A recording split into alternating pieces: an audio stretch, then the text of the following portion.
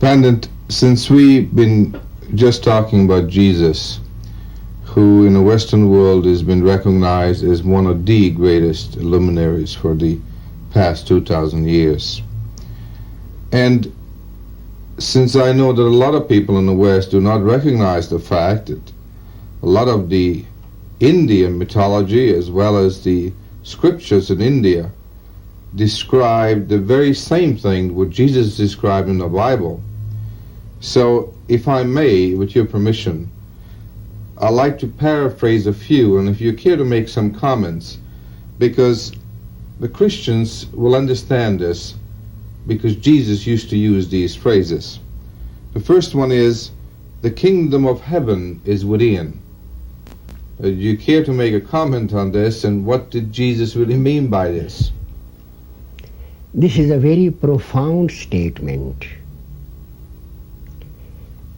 Let us examine it a little. He is using the word kingdom and then again heaven. So it means a kingdom which is not of earth. Then he is using the word kingdom, which means something which is very rich, which is very expanded and extended, and which contains, say, a whole country or several countries, vast regions. We generally apply the term kingdom to the territory of a king.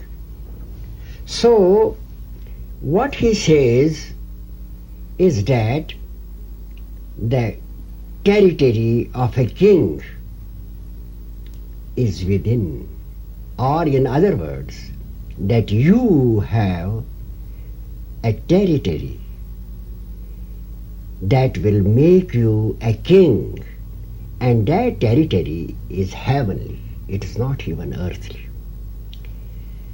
This statement of Christ corresponds to the famous phrase of the Upanishads, Tat Tavam Asi, thou art that. That means the king of the universe, the Brahman. And how to explain it? It is like this,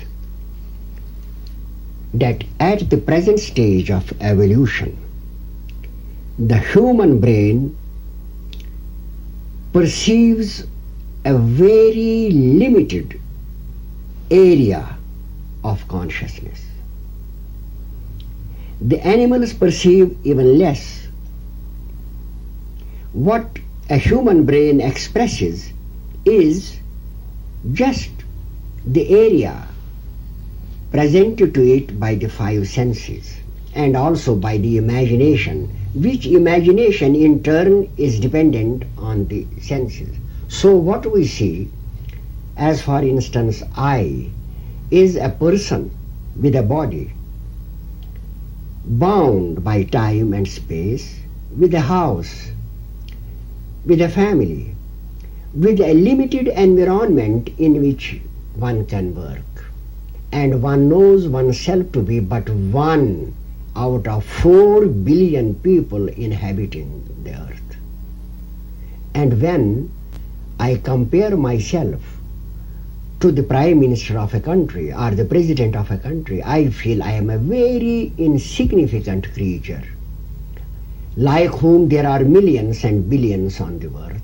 And this picture always remains before our mind from birth to death. So we have not what to speak of a kingdom. We have not even sometimes a few square acres of land of our own, or even a building, and live just like poor creatures, dependent on the mercy of elements and our environments for our life. This is the general picture that a man has of himself. But the moment enlightenment occurs, this picture is shattered. This limited, frail creature now finds himself to be a king, to be an infinite being for whom there is no limitation, there is no death, there is no time, and there is no space. He is now the glorious ray of light of a sun which illuminates the whole universe. He now sees the whole universe as a part of himself.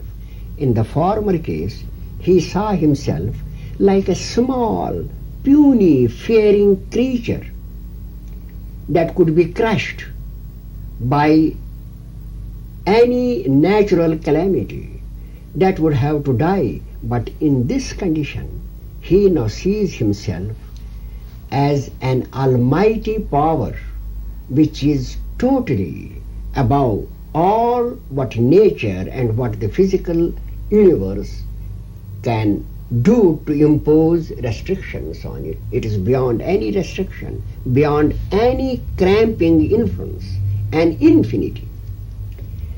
This is the kingdom of heaven, according not only to the Christian creed, but also according to the Hindu scriptural lore. That means that there occurs a transcendence, and man comes face to face with his God. And God is the creator, the master of all these universes, and man feels that he is one with him. He is close to him, though he is still his servant, though he is still a humble creature externally, so far as his flesh and blood is concerned. But in his essence, in his consciousness, he is the part of a divine whole that has no limitations, that is the king of the universe. And it is to this kingdom to which Jesus refers. And this is the estate of the future man. The future man will be a king in his own right, a living being who realizes his divinity and is also living clothed in flesh to enjoy the pleasures and the life on earth. So it is a very profound, this kingdom is the end of human evolution. At the end of human evolution, the brain will be transformed in such a way that our consciousness will transcend the limits which now keep it within certain bounds, and then it will perceive itself as one with the universal consciousness, without end, without birth, without death, without decay.